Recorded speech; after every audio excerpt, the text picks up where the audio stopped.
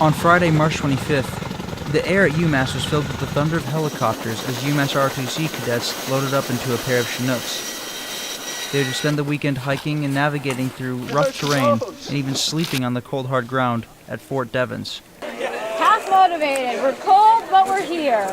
After they were issued all their weaponry and gear, the cadets spent the first night hiking out to their patrol bases.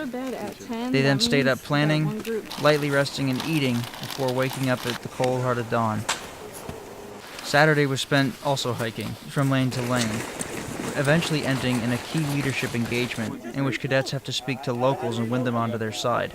However, these locals proved to be a little more hostile than usual. A cadet posing as a member of the opposing force pulls out a rocket launcher, effectively killing himself, the village elder, and the platoon leader during the exercise. The other cadets in the platoon don't seem to notice, so Major Obby, one of the cadre members, throws a sim round, basically a firecracker on steroids. The blast gets everybody's attention despite how tired they are.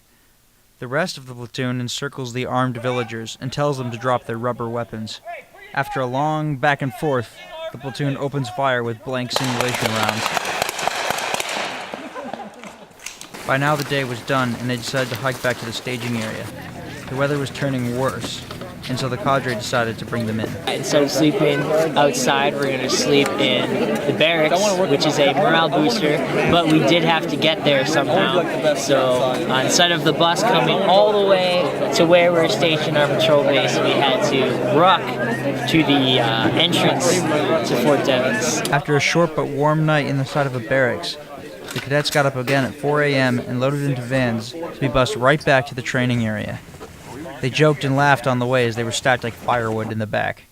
Sunday was spent doing a land navigation course in which cadets had to find points on a map scattered throughout the training area. All were eventually accounted for and came back at around noon and waited to be picked up and taken home. Despite the weather derailing a lot of Sunday's exercises, Major Brooks still had a positive outlook on the results of the exercise. They certainly had good morale, made a strong effort, and very proud of them. John Decker, Amherst Wire.